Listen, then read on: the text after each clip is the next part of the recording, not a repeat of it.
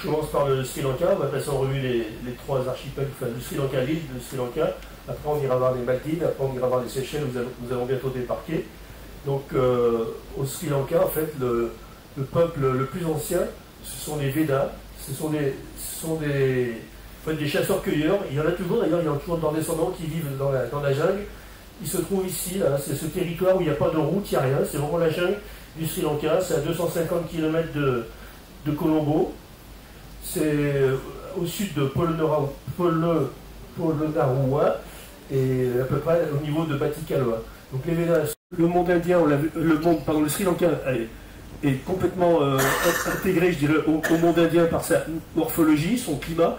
Le Sri Lanka était géologiquement rattaché à l'Inde, et sa population, ses structures sociales et sa culture. Mais ils ont été façonnés par 2,5 millénaires d'évolution autonome et de bouddhisme, et 4 siècles et demi ensuite de colonisation. D'abord Galles ou Gaulle en 1754. On reconnaît, pas vraiment, le port ancien était de ce côté, donc au nord de la baie.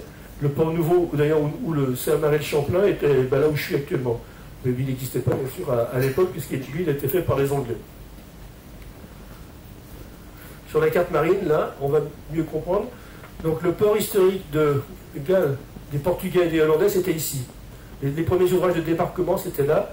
Le fort construit par les Hollandais au XVIIe siècle, c'était ici, pardon. Et le port récent, il est là, fait par les Anglais.